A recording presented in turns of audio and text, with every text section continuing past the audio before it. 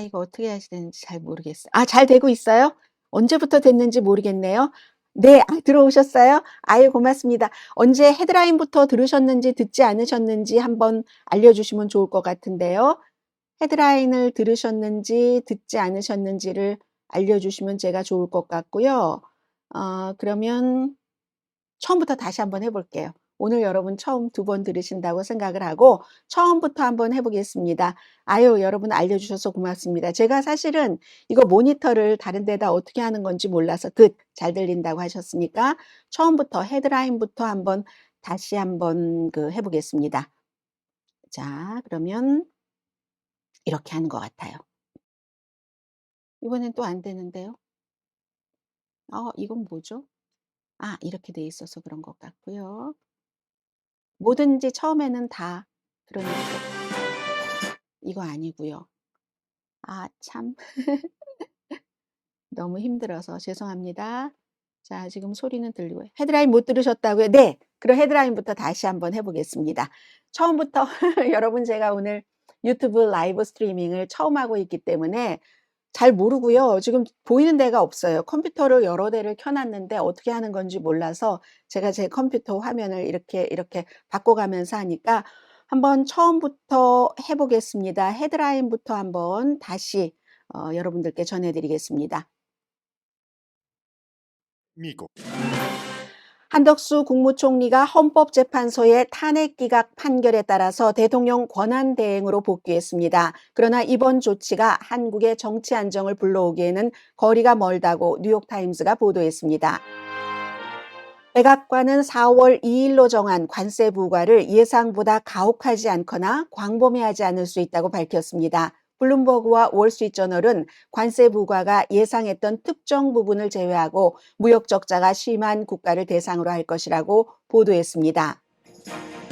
덜 가혹한 관세 발표가 나오자 주식시장은 오름세입니다. 그러나 잦은 정책 변경으로 인한 불안정성이 이어지면서 미국 주식을 던지는 투자가들은 늘어납니다. 트럼프 대통령이 콜로라도주에 의도적으로 왜곡됐다면서 주 의사당에 걸려있는 자신의 초상화를 철거하라고 요구했습니다. 대통령은 존 F 케네디 대통령 살해 사건이 단독 범행이 아니라는 말도 했습니다. 전시법을 적용해 베네수엘라 갱단을 추방한 대통령과 모든 추방은 법에 따라야 한다는 사법부의 대치는 여전합니다.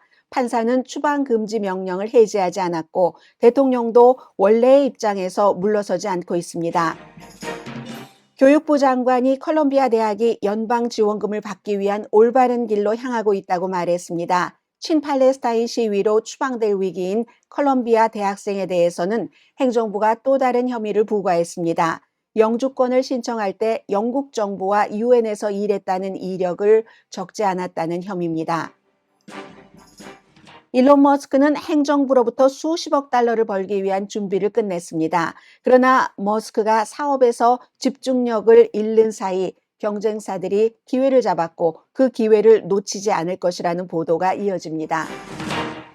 트럼프 대통령이 미국이 인수하겠다는 그린란드를 부통령 부인이 방문을 합니다. 그러나 이 방문에서 더 중요한 사람은 부통령 부인보다 국가안보 자문일 수 있습니다. 그린란드는 미국의 행동을 비난하고 세계는 1945년 이후 이어온 세계 질서를 미국이 힘으로 위협한다면서 지켜봅니다. 유럽과 아시아가 미국의 동맹 보호를 믿지 못하게 되면서 국내외 수요로 한국과 일본의 무기 산업이 크게 성장하고 있다고 이코노미스트가 보도했습니다. 여러분 안녕하십니까? 오늘의 미국 강혜신입니다. 네, 지금 실시간이 잘 되고 있다고 여러분들께서 말씀을 해주시니까 전혀 공지 없이 제가 오늘의 미국 유튜브 라이브 방송을 오늘 시작을 했습니다. 그래서 지금부터 어떻게 하는 건지 모르지만 한번 해보겠습니다. 여러분들께 공지를 하지 않았기 때문에 특별하게 문제는 없을 것이라고 생각이 되고 우선 오늘은 여러분들께 그 한국 문제를 먼저 말씀을 드리겠습니다. 지금 한덕수 국무총리가 헌법재판소의 탄핵 기각 판결에 따라서 대통령 권한 대행으로 복귀를 했고 그런데 이게 한국의 정치 안정과 어떤 영향을 미치느냐 이게 중요하잖아요. 세계 모든 나라의 언론이 보도를 합니다. 그리고 아마 한국 뉴스에 관심이 있으신 분들은 전부 어제 로스앤젤레스 시간으로 오후에 발표가 됐기 때문에 알고 계시는 사실이기 때문에 한국에서 보도하는 내용과 미국과 영국에서 보도하는 이 내용이 어떻게 다른가 이제 그 점만을 한번 점검을 해 보시면 될 것 같습니다. 제일 이런 내용을 잘 보도하는 매체는 뉴욕타임스입니다. 뉴욕타임스는 위기에 빠진 나라의 정치 안정을 가져오지 못했다. 이렇게 표현을 했습니다. 비상사태, 비상사태가 이어진다는 표현인데요. 대통령 권한 대행으로 이제 어제 복귀를 했죠. 이제 미국의 관세 부과 때문에 굉장히 할 일이 많습니다. 그리고는 이 대통령 권한 대행을 시작하고 2주일도 안 돼서 탄핵을 했습니다. 그리고 대통령 권한 대행으로서는 한국 역사상 처음으로 탄핵이 국회에서 됐지만 헌법재판소에 의해서 지금 이제 그 각하도 있고 기각도 있고 이런데 뭐 그 자세한 설명은 이미 다 아실 것 같고 말씀드리지 않겠습니다. 다만 미국에서 이 같은 내용을 보도하는 이유는 한국이 미국의 아주 중요한 동맹국이기 때문에 그런 거죠. 한국의 정치가 어떻게 되느냐. 미국에서도 관심이 있을 수밖에 없습니다. 그래서 이제 이 내용은 한덕수 권한대행이요. 당시 권한대행이면서 총리 역할도 했었는데 탄핵됐을 때 과연 계엄 여기에 대해서 윤 대통령과 협조를 했는가 그런 부분. 그리고 또 하나는 이 헌법재판소 재판관 임명을 안 한 것 이런 것들이었는데 결국은 이제 기각이 됐거나 한 사람은 각하 왜냐하면 그 당시에 탄핵할 때 대통령 권한대행이었기 때문에 대통령 권한대행 숫자로 뭐 국회의원 숫자를 맞추느냐 훨씬 많죠. 아니면 국무총리로 맞추느냐 뭐 이런 문제가 있었고 근데 그런 것에 대해서도 물론 잘못한 부분이 있지만 헌법을 위반한 면이 있지만 탄핵을 할 정도는 아니다. 미국에서도 이런 일 많잖아요.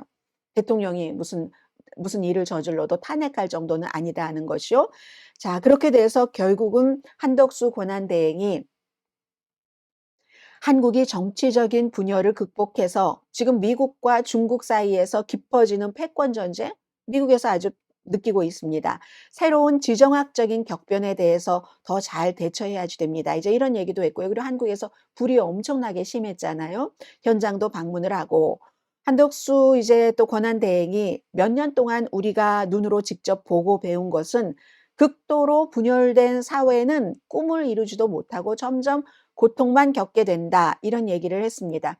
헌법재판소의 판결이 뭐 즉시 발효가 되고 그리고 항소가 불가능하기 때문에 복권이 된 것이고요. 뉴욕타임스는 한국은 여전히 선출된 지도자가 없는 상태에서 북한의 핵 위협이 있고 트럼프 대통령이 몇 주일 안에 부과하겠다고 밝힌 관세 문제. 이것도 지금 미국의 재무장관이 Dirty 15을 얘기를 하는데 이 Dirty 15에 한국이 들어가 있잖아요. 지금 중요한 것은 윤석열 대통령이 해임할지 복귀할지 이것에 대한 헌법재판소가 언제 판결을 내릴지 그 시점을 얘기하지 않았습니다. 그래서 몇 주일 동안 불안 속에서 기다리고 있었던 국민들은 앞으로도 더 뭐 오늘 내일 사이에는 발표가 돼야지 이번 주에 되는 거니까요. 그렇게 되면은 만약에 탄핵이다 하면 60일 안에 새로운 대통령을 선출해야지 되고 직무에 복귀한다면 모든 해외 언론이 다 똑같이 이렇게 봅니다. 더욱 큰 분열이 있을 것이다. 그리고 이제 뉴욕타임스와 BBC 방송이 약간 달라요. 이 점에 있어서 뉴욕타임스는 한덕수 권한대행의 탄핵 기각 판결은 윤 대통령 사건에 대해서 어떤 판결을 내릴지 암시하지 않았다. 다만 한국을 그동안 사로잡아온 정치 드라마에서 가장 최근의 반전이다. 이렇게 얘기를 합니다. 그리고 뭐 권영세 국민의힘 대표는 여당 대표는 거대한 야당이 휘두른 입법 폭력에 대한 엄중한 경고다. 이 한마디 딱 실었고요. 이재명 야당 대표는 윤 대통령이 직무에서 물러나야만 혼란이 끝나고 정상화가 회복될 것이다. 이제 이 정도로 얘기를 했거든요. 근데 여기에 대해서 BBC 방송도 거의 똑같이 보도를 하면서 정치 분석가, 한국에서 정치를 분석하고 있는 분이죠. 리프 에릭 이즐리 이 교수가 탄핵 기각은 헌법재판소가 어수선한 정치적인 전환기 동안에 법을 지키고 국가의 안정을 지키는데 공정하게 보이고자 하는 의도다. 이렇게만 얘기를 했어요. 그 뒤에 설명이 없거든요. 뭐 보수적인 입장을 지지한 것이라고 모든 사람들이 보고 있겠죠. 윤 대통령 판결에서 법원의 중립성과 이건 이제 그 BBC 방송의 설명인데 신뢰성을 높이기 위한 뭐 그런 것이었다. 이런 대강 딱히 이렇다고 얘기하진 않았지만 뭐 중립을 우리가 지키고 있다 하는 것을 알리기 위해서 그러면 대강은 이제 여러분들의 상상력에 맡기겠습니다. 그리고 똑같은 내용을 보도를 하면서 가디언은 한덕수 권한대행 올해 75세입니다. 이분이 보수파와 진보파를 포함해서 5명의 대통령 아래서 30년 넘게 리더십 그 역할을 한 사람이기 때문에 분열된 국가에서 지금 당파를 초월해서 다양한 경력을 쌓은 좀 드문 인물이다. 이제 이런 것을 강조를 했습니다. 그리고 대통령실 환영했고요, 당연히. 국회의 과도한 탄핵이 무모하고 악의적인 정치 공세라는 것을 재확인했다. 지금 이런 내용을 얘기를 했습니다. 자, 그리고는 이제 한덕수 그 권한대행이 제일 먼저 해야지 될 일이 오늘이 이제 3월 24일이네요. 주말 끼고 지금 달력이 어떻게 되나요? 3월 24일이면은 월요일이니까 다음 주 미국 날짜로는 화요일이네요. 한국 날짜로는 월요일이 되겠죠? 이게 이제 백악관이 해방의 날로 정한 관세를 부과하는. 근데 어제부터 월스트리트저널과 블룸버그 뉴스가 경제에 강하잖아요. 이 두 매체가 보도를 하기를 원래의 대통령이 그동안 쭉 얘기를 해왔었던 것보다 4월 2일에 상호 관세 이건 덜 가혹하다. less 가혹하다예요. 그리고 광범위하지 않을 수도 있다. 그럼 예외를 둔다는 얘기잖아요. 한국이 막 생각하고 있는 반도체, 자동차 이런 부분에 뭐 의약품이라든가 이런 부분에 대해서 예외가 있을 수 있다는 얘기. 그러니까 산업 부문별 관세를 제외하고 미국과 무역 불균형이 있는 특정 국가를 중심으로 관세를 부과할 것이다. 그리고 아직도 정해지지 않았다고 했어요. 그러니까 세계가 계속 여기에 촉각을 세우면서 불안한 거죠. 자동차, 제약, 약품, 그리고 이제 반도체 시행할 것으로 예상이 됐는데 시행하지 않을 가능성이 높다는 겁니다. 높다는 겁니다. 아직 확정적인 게 아니에요. 그리고 이제 이 상응 관세라는 것도 굉장히 유동적이기 때문에 스캇 베센트 재무장관이 하는 얘기가 있고 재무장관뿐이 아니라 무슨 무역부 같은 데서도 발표하는 자료가 있잖아요. 그러니까 지금 월스트리트저널과 블룸버그 뉴스가 한번 계산을 해보는 겁니다. 베센트 재무장관이 미국과 계속 아주 막 그냥 말하자면 상습적으로 불균형화, 무역 불균형, 그 나라가 이득을 보는 국가, 30-15이라고 부르겠다 해서 한 뭐 15% 정도의 국가, 이런 국가에 상호 관세를 부과할 가능성이 높다 했는데 지금 스캇 베센트 재무장관이 얘기한 30-15에는 한국이 들어갑니다. 그래서 한국이 보면은요, 중국과 무역 격차가 제일 심하고요. 마이너스 많이 난다는 거예요, 미국이. 소비재를 많이 수입해다 쓰니까 그렇죠.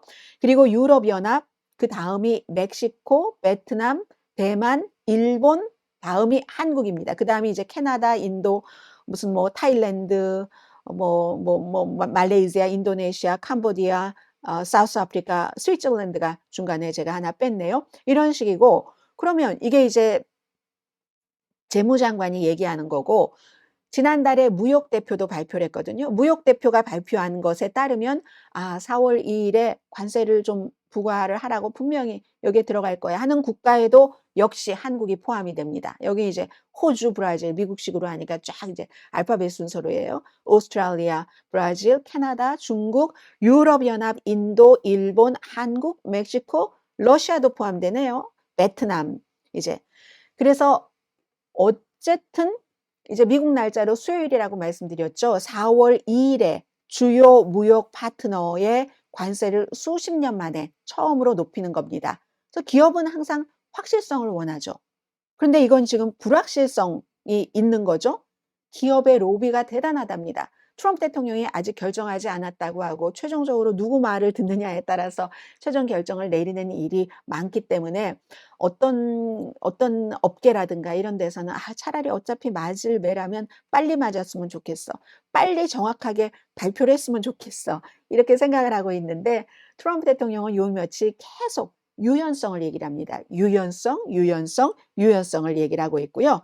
그리고 이제 또 하나 분명한 건 이번에 몇 번이나 연기가 됐었죠. 멕시코와 또 이 캐나다에 대한 관세. 이건 25%죠. 25%는 영향을 인제 4월 2 일부터 시행을 한다고 하니까 여기서 이제 광범위한 영향이 나올 것 같습니다. 백악관은 부분별 관세 포함될지 뭐 어떻게 할지 최종적인 결정은 아직 안 됐다. 미스터리가 아직 남아 있는 겁니다. 그래도 주식 시장은 지금 S&P 500도요. 뭐 50 포인트 정도는 올라갔고 다우 지수, 나스닥 지수 전반적으로 뭐 축소라는 거잖아요. 결국 원래 '이만큼 때리겠어.' 했었던 것이 축소가 돼서 539 포인트나 다우 지수는 올라가고 있고요. 나스닥이 많이 올라가네요. 367 포인트 현재 올라가고 있습니다.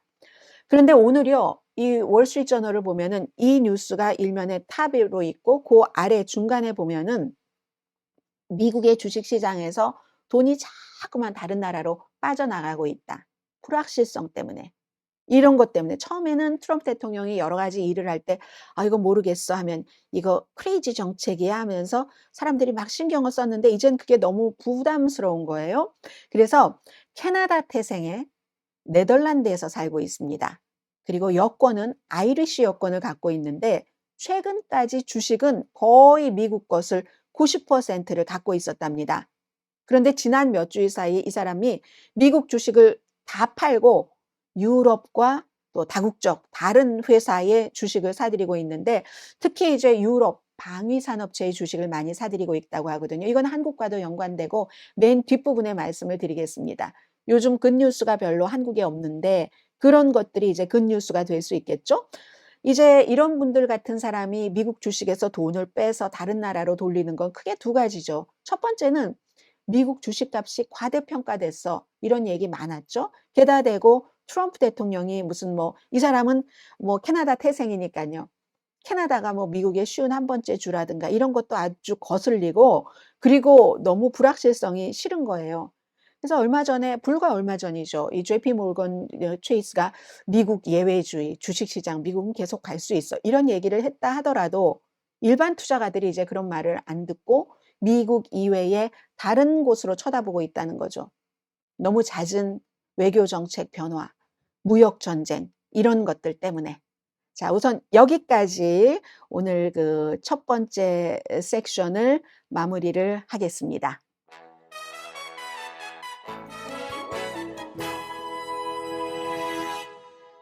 네. 라이브 지금 잘 되고 있는 것 같고요. 제가 이제 이렇게 가끔 보면서 하면 되고 창을 하나를 더 열어 놓으면은 되겠는데 우선 오늘은 저도 처음 해 보는 거니까 그냥 한번 하겠습니다. 이번에는 좀 가벼운 뉴스부터 시작해서 미국 사회적으로 굉장히 중요한 뉴스까지를 이번 섹션에 마무리를 해 보겠습니다. 트럼프 대통령이 콜로라도주에 의도적으로 왜곡됐다면서 주의사당에 걸려 있는 자신의 초상화를 철거하라고 요구했습니다. 누구라도 쓴 거예요. 그 소셜 미디어에. 자신에 대해서 나쁜 그림이나 사진 이거 보면은 누가 좋아하겠어요? 콜로라도 주정부 청사에 걸려 있는 그 초상화는 주지사가 다른 모든 대통령과 함께 이렇게 걸도록 했는데 내가 본 적이 없는 수준으로 의도적으로 왜곡됐다.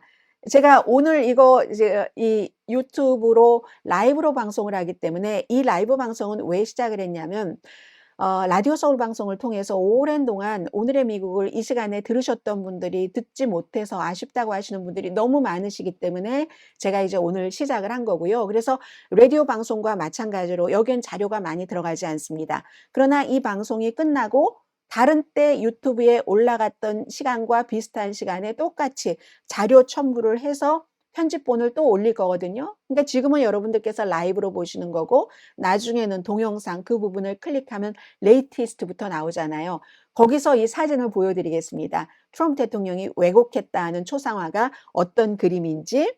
그래서 그 화가는 오바마 대통령도 그렸는데 말이야. 멋지게 보이게 그렸고 내 이 초상화는 최악이야. 아마 그 화가가 she라고 표현한 거 보니까 여자 화가인 것 같아요. 나이가 들면서 재능을 잃었던 것 같아. 현재 저건 없는 게 차라리 나아. 콜로라도 주민들이 그걸 바꾸라고 하거나 아예 없애라고 주정부에 연락을 많이 했다고 하는데 내가 그들을 대신해서 이렇게 또 얘기를 해 줄게. 이렇게 얘기를 하면서 콜로라도의 주지사가 민주당이잖아요. 급진적 좌파 민주당 주지사 제로드 폴리스에게 내가 이렇게 말하고 있다면서 다른 이슈를 슬쩍 여기다 끼워 넣습니다. 베네수엘라 갱단과 관련해서 오로라, 콜로라도죠. 거기서 갱단이 그 도시를 접수했는데 그것도 해결하지 못하고 그 도시에서는 그렇지 않다라고 얘기를 했었고요. 근데 걱정하지 마세요. 내가 다 구했습니다. 그 갱단들을 다 엘살바도르로 쫓았잖아요. 그러니까 어쨌든 내 초상화 내려라. 너무 보기 싫다. 스스로 부끄러워해야 된다. 주지사는 이렇게 얘기를 했습니다. 그랬더니 이제 콜로라도 주지사의 대변인이 대통령이요. 저희 콜로라도 주지사 주정부 청사에 관심을 갖고 또 거기에 있는 뭐 예술 작품 여기에 관심을 갖는다는 것 보고 그 사실을 알고 너무 놀랐어요. 감사합니다. 그리고 저희 콜로라도 주정부는 이 콜로라도 주정부 청사를 방문해 주시는 모든 여러분들의 경험, 뭐 이거 고쳤으면 좋겠다는 이런 경험까지를 다 공유해서 항상 시정할 뭐 그럴 입장이니까 고맙습니다. 이렇게 얘기를 했어요. 그리고 또 이제 주말에 트럼프 대통령이 그 리 하비 오스왈드가 존 F 케네디 대통령 이제 살해범 그러나 뭐 재판 제대로 받기도 전에 또다시 그 로컬에 술집 주인에 의해서 이제 숨졌잖아요. 그래서 이제 이게 그래서 더 미궁에 빠지고 '이 사람이 혼자 어떻게 그랬겠어?' 하는 게 계속 몇십 년 동안 음모론으로 퍼지다가 그러다가 이번에 이제 원래 예정됐던 그 또 굉장히 방대한 분량의 이 내용에 관한 것을 공개를 했잖아요. 그 서류 자료 같은 것을 공개를 했는데 대통령이 트럼프 대통령이 굉장히 그 미디어 활용을 잘하는 것 같아요. 일반 전형적인 그 미디어는 그 레가시 미디어는 전부 가짜다라고 얘기를 하면서 젊은 사람들 그리고 새로운 사람들이 보기 시작하는 뭐 팟캐스트 이런 데에 많이 출연을 하고 있거든요. 그래서 그 아웃킥의 그 클레이 트래비스와 인터뷰에서 물어봤어요. "대통령께서는 그 오스왈드가 직접 케네디를 살해했다고 생각하시나요?" 이렇게 물어보니까 "네. 저는 그렇게 생각합니다. 항상 그렇다고 생각했는데요. 물론 그는 누구의 도움을 받았죠. 단독 범행이 아니라는 거예요." 그러니까 과거 같으면 대통령이 아직 그렇게 확실하게 정해지지 않은 것에 대해서 이렇게 얘기하지 않죠. 트럼프 대통령이 이제 새로운 스타일이고 우리는 트럼프 시대에 살아가기 때문에 이러한 새로운 스타일을 받아들여야지 되는 그 시기인 거죠. 왜냐하면 이번에 발표된 공개된 그 자료에서도 오스왈드에게 공모자가 있다 하는 것이 그 파일에서 확인이 된 건 아니거든요. 그 트럼프 대통령 자신도 이 인터뷰에서 그 파일 내용도 뭐 특별한 건 없어요. 특별한 건 없지만 뭐 그냥 공개한다는 게 좋은 일일 수 있죠. 막 그 파일에 충격적인 내용 없다고 생각합니다. 뭐 대통령이 시간이 어디 있다고 그걸 다 보지는 못했겠지만 어쨌든 그런 내용은 뭐 알고 있겠죠. 자 이런 얘기를 했고 그리고는 이제 이게 조금 이제 미국의 사회적인 문제로 가자면 계속 대통령과 사법부가 지금 겹치고 있어요. 판사 제임스 볼스버그 판사가 앞서 말씀드린 그 베네수엘라 갱단 거기에 대해서 지금 미국에서요. 많은 오늘의 미국을 듣고 계시는 분들 가운데서 보고 계시는 분들 가운데서도 트럼프 대통령의 여러 행정 정책에 반대하시는 분들도 계시고 지지하시는 분들도 계실 텐데 그런데 이 이민에 대해서는 지지하는 사람들이 많습니다. 그리고 갱단을 추방한다든가 이런 것도 지지하는 사람들이 많아요. 또 펜타닐을 못 들여오게 한다든가 그런 것도 지지하는 사람들이 굉장히 많은데 그런 일반인들의 시각에 맞춰서 트럼프 대통령은 정책을 펼치는 정치인인지도 모르고 그러나 재판부는 누군가가 어떠한 사건으로 이제 재판부에 와서 고소를 했을 때 판결을 내릴 때는 예를 들어서 범죄자라 할지라도 그 범죄자에 대한 처방이나 이번 경우는 추방이죠. 추방이 미국 법의 절차에 맞게 했는가 이걸 또 가려내는 사람들이 판사입니다. 그래서 제임스 보스버그 판사가 베네수엘라인을 추방하는 것을 본인이 일단 금지하라고 했잖아요. 왜냐하면 법적 절차를 거치지 않았기 때문에. 그리고 그 가운데는 갱단이 아닌 사람도 포함이 돼 있고, 갱단이라 할지라도 감옥에 수감돼 있는데 그 사람들이 어떻게 미국 국가 안보에 즉각적인 위협이 되는가. 지금 2차 대전 이후에 한 번도 쓰지 않은 전시의 전쟁 당시의 적대법, 적대 국가의 국민을 추방할 수 있는 그 법에 따라서 이제 이거는 당연히 판사로서는 또 그렇게 해야지 판사의 직무를 하는 거잖아요. 그래서 본인이 추방 절차 중단하라고 해서 이미 추방은 됐지만 거기에 대해서 이미 사건이 끝났다고 해지하지 않겠다. 그렇게 다시 한번 확인을 했고요. 그러면서도 마찬가지입니다. 대통령이 행정부가 여전히 어떤 정상적인 이민 당국과 이민 절차를 통해서 불법 체류자를 추방할 권한은 있다. 이렇게 얘기를 했습니다. 지금 트럼프 대통령도 테스트를 하는 거죠. 휴스턴 크로니클을 보면은 오늘 일면에 제가 나중에 이제 편집본 올릴 때 이런 거 다 자료 보여드립니다. 살바도리안, 엘살바도르에서 온 이민자가 거의 한 달 정도가 구금돼 있는데 비자가 있는 사람이랍니다. 젊은 사람이에요. 20살인데.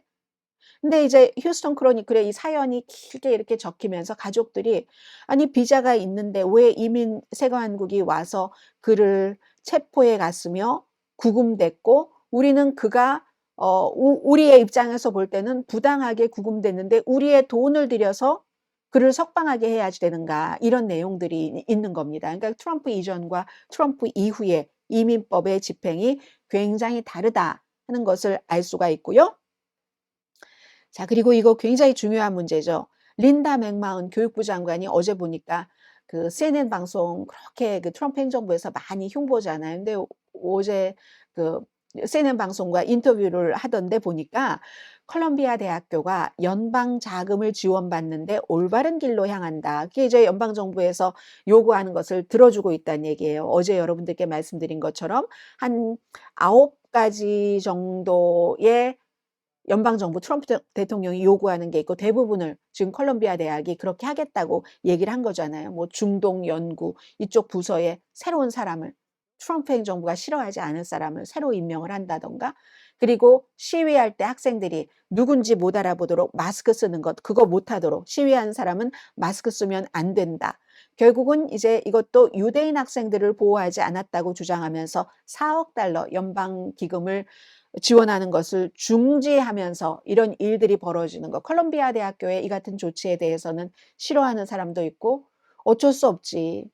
돈이 없으면 아무리 아이비리그 대학이라 할지라도 다른 대학에 비해서 뭔가 활동이 떨어지는데 이렇게 생각하는 사람들도 있습니다. 그리고 또 다른 컬럼비아 대학교의 뭐 대학원 5월 달에 졸업 예정이라고 하죠. 마흐무드 칼릴 이 대학원생은 영주권자지만 이젠 다 알고 계시죠. 어떤 상징이 돼 버렸으니까.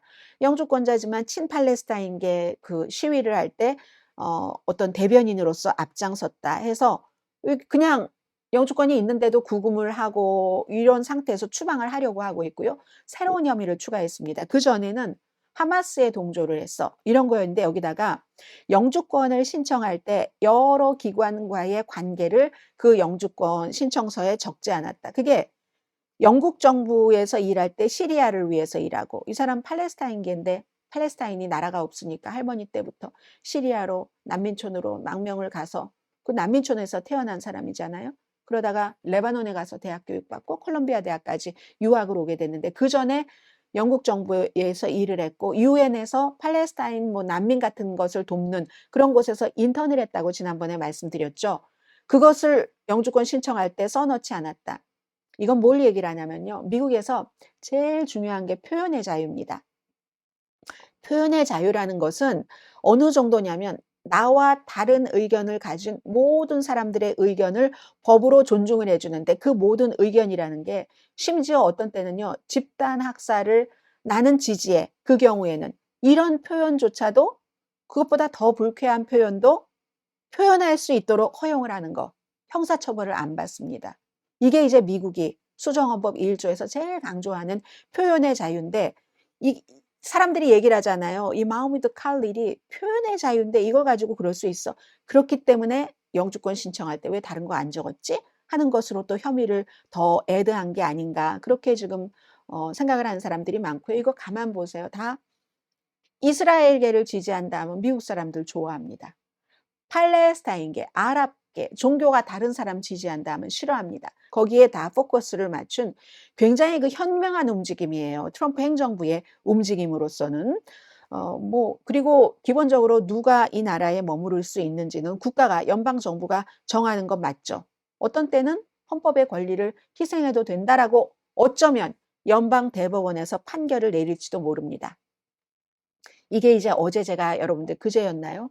말씀을 드렸던 미국이 무슨 선동법이라는 것을 만들어서 표현의 자유를 위배했고, 그리고 2차 대전 때 일본인들을 수용소로 보내고, 메카시 50년대 초에 뭐든지 다 공산주의자라고 해서 블랙리스트를 만들어서 사람들 운명을 바꿔놓게 하고, 그러다가 이번에는 이 이스라엘과 하마스와의 전쟁에서 이렇게 표현의 자유로 또다시 표현의 자유를 억누르네? 이런 생각을 하잖아요. 근데 이제 정부가 그럴 수도 있다고 연방 대법원이 판결을 내릴 수도 있죠.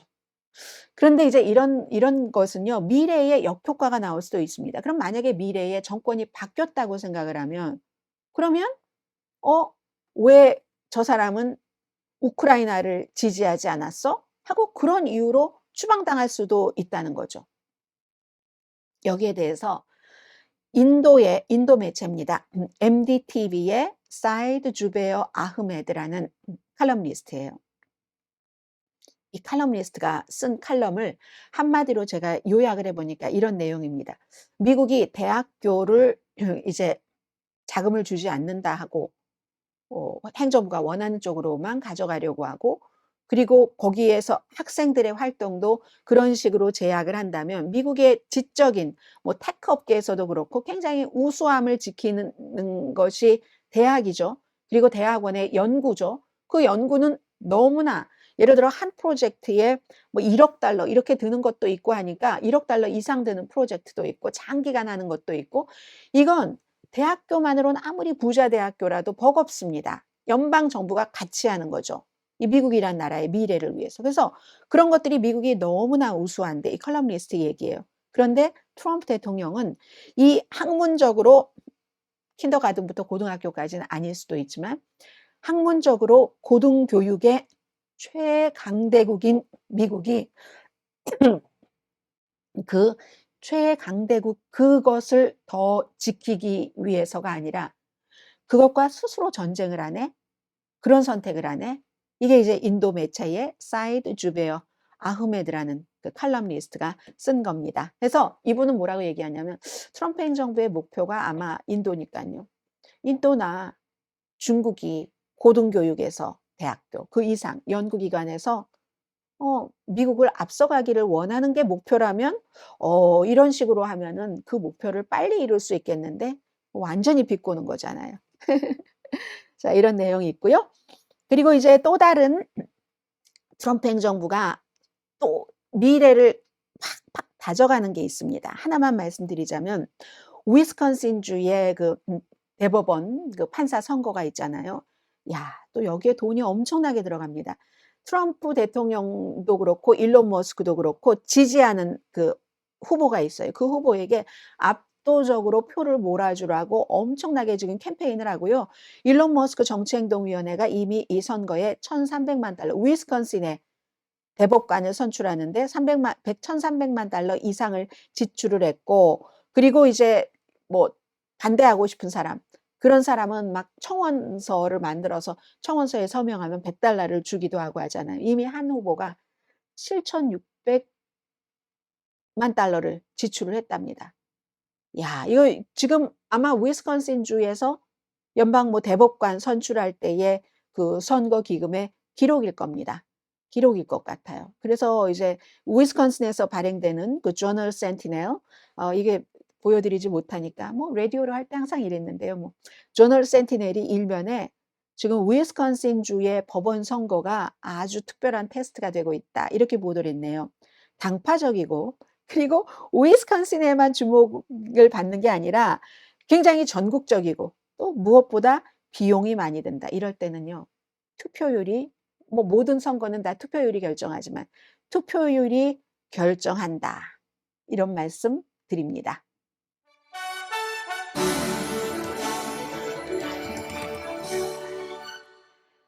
네. 자, 강혜신의 오늘의 미국입니다. 일론 머스크에 대해서 조금 말씀드리겠습니다. 워낙에 이제 뭐 미래에 관한 선두주자이기도 하고 업계에서 지금 뭐 미국의 그 테크놀로지 업계뿐만이 아니라 많은 것을 좌지우지하는 사람이 일론 머스크이기도 하고 이 사람의 사업에 대해서 좀 말씀을 드리겠습니다. 일론 머스크의 회사에 주식이 없는 분들, 뭐 그런 분들도 아 무슨 생각이 있으실 거예요. 이 같은 내용을 들으신다면 우선 일단요. 일론 머스크가 트럼프 행정부로부터 굉장히 많은 돈을 벌기 위한 준비를 끝냈다. 테슬라 주가 뭐 하락한 거 다 알고 계시고 막대한 손실 봤죠. 스페이스X가 그런데 새로운 정부와의 계약으로 수십억 달러를 벌 수 있는 위치. 지난해에도 많이 벌었어요. 올해는 지난해보다 훨씬 많이 벌 수 있다는 겁니다. 아무리 일론 머스크라는 CEO가 나와서 전기톱으로 뭐 연방 정부 어디를 잘라내는 신용을 한다든가 이렇다 할지라도 또 행정부가 나서서 대통령, 뭐 상무장관 또 무슨 뭐 법무장관 등등이 일론 머스크 구하기를 해 주고 스페이스X와 함께 스타링크에 대해서 연방 지출을 어떻게 하면은 이제 더 많이 끌어오는가 하는 것을 일론 머스크는 숙제를 마쳤고 거기에 또 행정부가 다 보탬이 되고 있습니다. 국방부, 우주항공국, 나사, 상무부, 연방통신위원회죠. 연방항공위원회 다 마찬가지입니다. 국가에서 가장 큰 연방정부와의 계약자가 돼 버렸어요. 2024년도에도 38억 달러 연방 계약을 했는데 이것보다 아마 올해 훨씬 크게 증가한다는 말씀은 이미 드렸고요. 근데 이 내용에 대해서도 이게 진정한 경쟁인가? 다른 회사들도 비슷한 일 하는데 일론 머스크가 정부 효율부, 이 나치를 이끈 뒤에 이런 것들이 너무 많아졌잖아. 이거 이해상충 아니야? 이 문제는 이제 계속 따라다닐 겁니다. 그 얘기를 누가 하냐면 정부 감시 프로젝트라는 기구가 있어요. 여기서 책임을 맡고 있는 데니엘 브라이언 이런 분들이 이제 많은 매체와 인터뷰에서 그런 얘기를 하고 있습니다. 그런데요. 정부와의 계약에서는 일론 머스크가 크게 이득을 봅니다. 그런데 일론 머스크의 회사가 심각한 위협에 처해 있다. 지금 제가 한 세 번째 말씀을 드리는 것 같아요. 근데 오늘은 이게 좀 범위가 크네요. 이코노미스트의 보도를 전해드리겠습니다. 일론 머스크가 사업에 대해서 집중력을 잃고 있는 사이에 경쟁사들이 기회를 잡습니다. 늘 일어나는 일이에요. 변호사업을 하는 변호사 그 일은 안 하고 늘 언론에 가서 인터뷰만 해요. 그 변호사 사무실이 처음에는 좀 그 인지도로 잘 되는 것 같다가 끝까지 잘 되는 거 보질 못했습니다. 나중에는 접을 수도 있어요. 근데 지금 일론 머스크가 그럴 수도 있다는 거기까지는 안 갔어요. 일론 머스크가 아직 갖고 있는 카드도 있지만 그런 것들을 경고를 하는 겁니다. 이건 뭐 일론 머스크 관련 주식을 갖고 계시는 분이나 모든 분들께 다 마찬가지죠. 식당 하시는 분이 식당에는 관심이 없이 애매하게 본인이 관심이 있는 뭐 취미 활동하러 다니시면 그 식당이 제대로 될 리가 없잖아요. 아무리 좋은 매니저분이 있다 할지라도. 최근까지 일론 머스크는 뒤를 돌아볼 필요가 거의 없었습니다. 테슬라나 스페이스X나 거의 무적의 아우라가 있었죠. 그냥 뭐 그 느낌이요. 아마 일론 머스크가 정부 "여기 안 돼. 여기 너무너무 후지게 일했어. 사기야. 여기서 이만큼 깎아야 돼, 깎아야 돼." 이런 정부를 막 비난하고 전기톱질하고 하는 그 흥분의 상태에서 벗어나고 나면 '아차차차.' 하고 알아차릴 수 있을 것이다.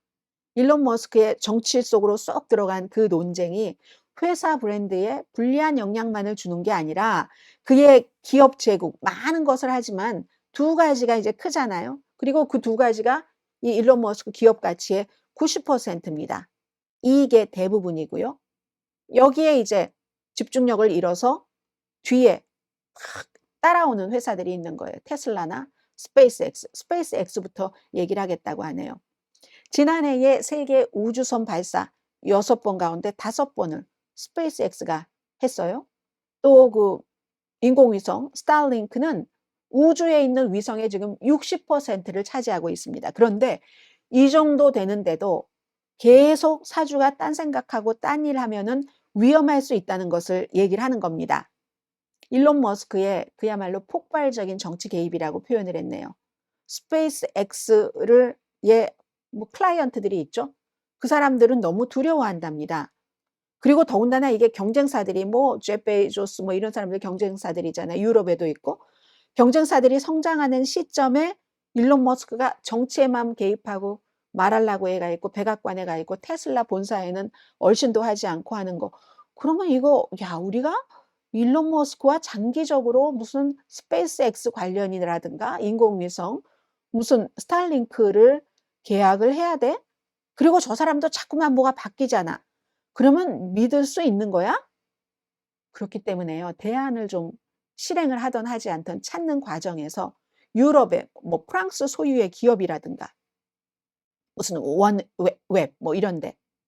그런데 주가가 3배 이상 올라갔답니다. 유럽의 어떤 공급자도 지금 스타링크가 그렇게 많이 뭐 한 7,000개를 배치했다고 하잖아요. 위성. 못 따라가죠. 제일 무슨 뭐 제일 그다음이 600개인가 그렇다고 하던데요. 그러니까 숫자가 많으면 또 가격 경쟁에도 따라가지 못하지만 그러나 많은 회사들이 조금 있으면 무슨 뭐 경쟁력이 있을 수 있다는 얘기를 합니다. 아마존만 하더라도. 아마존만 하더라도 의미 있는 경쟁을 지금 할 수 있다는 거예요. 미국 밖의 사람들은 머스크 것보다 아마존의 어떠한 것들 이런 것들에 더 관심이 있답니다. 뭐 그리고 또 우주선도 마찬가지죠. 아마존, 제프 베조스, 블루 오리진 있잖아요. 그리고 제프 베조스도 워싱턴 포스트 이런 것을 갖고 있으면서 트럼프에게 열심히 일론 머스크와 마찬가지로 열심히 잘 보이려고 노력을 하죠. 만약에 이 제프 베조스의 블루 오리진이 계속 반복적으로 성공하는 우주 비행을 한다면은 스페이스 X와 확실한 경쟁자가 될 가능성이 있다는 겁니다.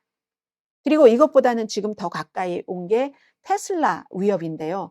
테슬라는 지금 유럽, 미국 테슬라 딜러 앞에서 얼마나 많은 사람들이 지금 뭐 이 시위를 하고 있습니까? 일론 머스크의 뭐 여러 가지 의미로 분노를 하고 있는데 물론 공화당 지지자들은 테슬라를 살 수도 있죠. 트럼프 대통령처럼.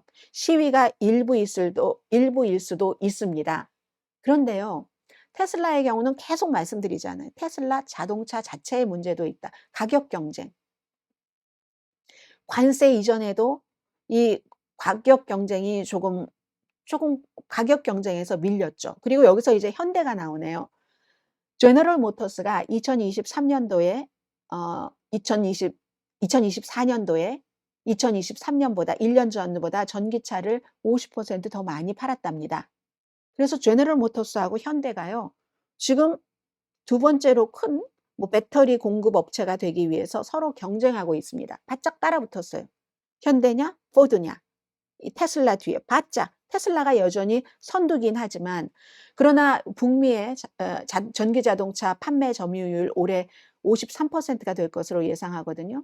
2년 전에 68% 였습니다. 그럼 이게 아직 전기 자동차가 막 위에까지 올라간 게 아니니까 늘어나야지 되는데 이건 줄어든다는 거예요. 2년 사이에 15%나 줄어들었죠. 마진은요. 이익 마진도 줄어들죠. 유럽 같은 데는 중국 뭐 BYD와 경쟁이 안 되니까 게다 대고 거의 모든 지금 사이버 트럭 몇만 대 다 리콜했잖아요. 그럼 상황은 더 악화될 겁니다. 중국의 BYD가 전체 이 전기 자동차 시장의 15%를 차지하고 있는데 이게 테슬라의 3배 이상 되거든요. 그리고 2월 달에 테슬라의 중국에서의 판매는 1년 전에 비해서 이건 북미보다 더 심해요. 49%가 줄어들었습니다. 그에 비해서 BYD 중국산이요. 161%가 중국에서 늘어났습니다, 판매가. 그래서 BYD, DF 이 주식이 값이 올라가는 거예요, 지금. 그리고 이 BYD 같은 경우는 전기 자동차를 5분 만에 충전할 수 있는 시스템을 공개를 했잖아요. 테슬라의 반밖에 안 돼요, 시간이. 그래서 자동차 업계에 뭐 딥식이다 뭐 이런 표현들도 하고 있는데 뭐 그렇죠. 그리고 그럼에도 불구하고 이코노미스트는 일론 머스크가 여전히 카드는 갖고 있다고 얘기를 합니다. 스페이스X의 스타쉽 로켓 테스트 중이고, 그리고 이제 위성 산업에서 뭔가 다시 한번 혁신을 한다면 인공지능 회사 그 xAI와 협력해서 휴머노이드 로봇에서 돌파구를 찾으려고는 하지만, 그렇지만 자동차, 테슬라 자동차 그 자체의 뭔가를 모델을 개발한다, 뭘 한다, 이런 부분은 부족하다는 얘기예요. 물론 또 X에서 지금 조금씩 수익이 늘어나고 있는 것도 일론 머스크가 갖고 있는 뭐 또 하나의 카드이기는 합니다. 어쨌든 그래서 3월 20일에 일론 머스크가 직원들 쫙 모아 놓고 타운홀 미팅 했잖아요. "주식 팔지 말아라."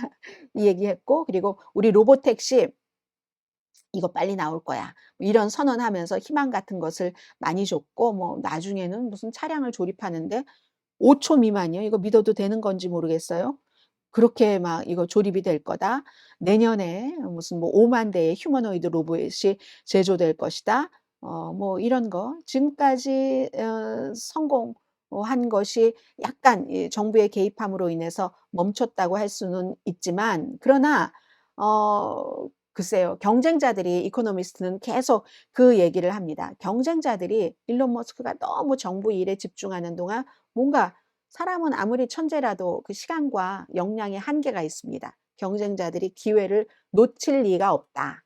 이제 이런 얘기를 하고 있다는 것 전해 드립니다.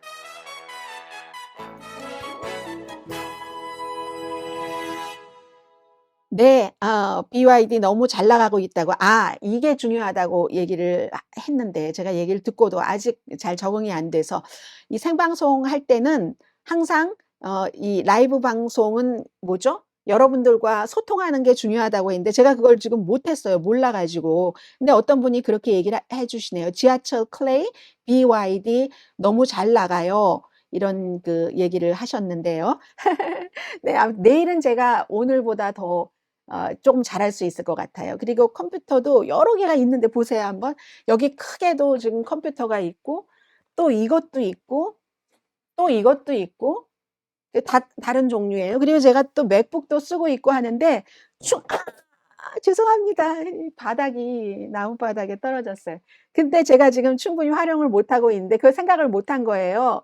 생각을 한다고 했는데 내일은 제가 조금 더 잘할 수 있을 것 같다는 생각이 들고요. 자, 마지막 두 가지 아이템이 남았습니다. 무거운 거 먼저 할까요? 가벼운 거 먼저 할까요?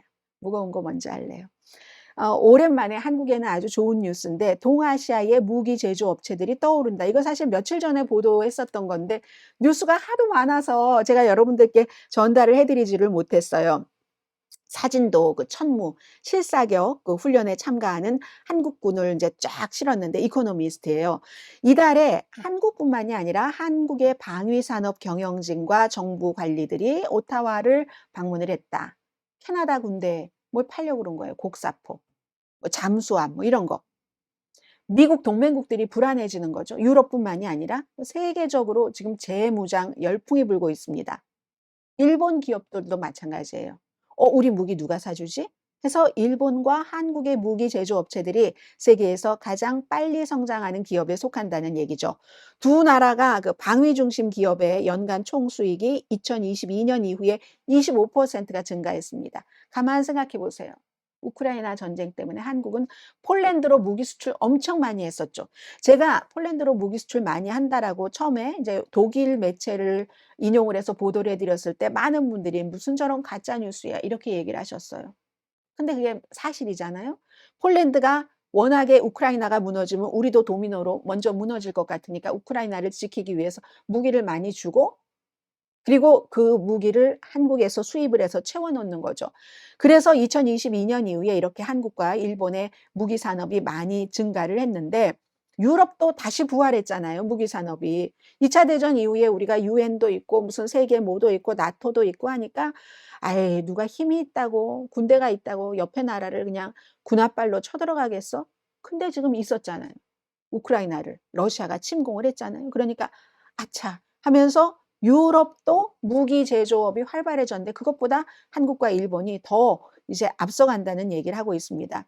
미국은 그에 비해서 한 15%로 2022년도 이후에 무기 성장 무기 제조 성장 그 정도 15% 정도면 완만하다 이렇게 볼 수 있는 거죠. 참 한국도 그렇고 일본도 그렇고 오랫동안 세상은 모든 게 바뀝니다. There is a turn 인 거죠. 뭐 성경에 나온 노래나 그룹 벌스가 불렀거나 다 이렇게 턴하는 거예요. 오랫동안 무기 수입국이었던 한국과 일본이 미국의 군사적인 여기에 의존하기보다는 우리가 방어를 해야 되겠어. 그러니까 자체적으로도 방어를 해야 되고 다른 나라들도 다 똑같이 생각하니까 다른 나라에도 수출을 하고 있고 이렇게 되는 거죠. 그 일본의 그 항공우주 방위 기업 뭐 2 위죠. 가와사키 중공업. 여기도 무슨 뭐 완전히 지금 전환점이다 이런 얘기들을 하고 있죠. 일본 뭐 국방 예산도 확대를 했고 그리고 2024년 3 년도에 일본의 최대 무기 제조 업체들의 국내 주문량은요. 1년 전에 비해 한 2 배에서 4배 정도 회사에 따라서 그 정도 늘어났답니다. 그래서 제가 뭐 일본 거는 더 이상 말씀드리지 않겠고요. 뭐 미쓰비시 정도 중공업 2024 년도 마지막 분기에 1년 전보다 주문이 20%가 늘어났답니다. 음. 한국요.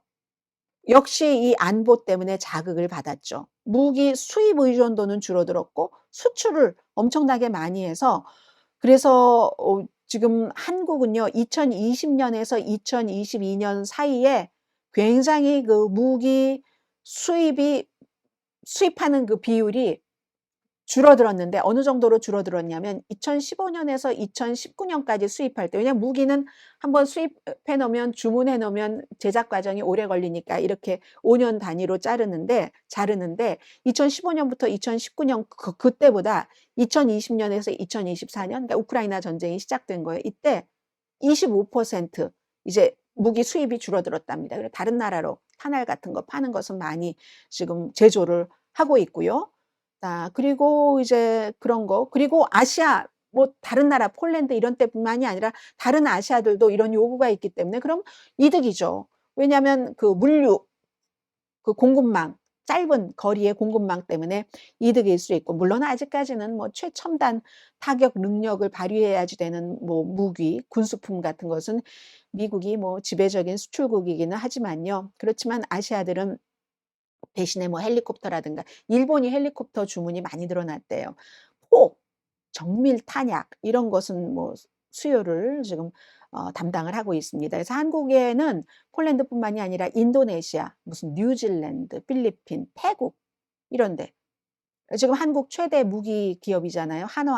에 한화의 수익이 2024년 마지막 분기에 1년 전보다 60%나 증가했다고 하죠. 이건 이제 뭐 곡사포 K9을 폴란드와 다른 나라에 많이 수출한 덕분에 그렇고요. 일본도 이제 평화 헌법도 좀 수정해 가면서 여러 가지 이런 일을 하고 있는데 이 모든 것들은 다 트럼프 대통령이 백악관에 복귀함에 따라서 이제 "미국을 믿지 못한다. 우리 방위는 우리가 지켜야지 되겠다." 하는 거. 그래서 미래를 보면은 일본과 한국산 무기에 대한 수요는 세계적으로 더 증가할 것으로 보인다. 동아시아 방위 산업까지, 유럽까지 다 합쳐서. 그럼 주식 투자하시는 분들 뭘 공부를 하셔야 되겠는가? 한번 신경을 쓰시면 좋을 것 같고요. 자, 오늘 마지막 아이템입니다. 오늘 마지막 아이템인데요. 이 마지막 아이템에 미국에서는 이렇다고 짧게 보도를 했는데 세계에서는 미국의 확장주의네. 세계 질서를 위협하는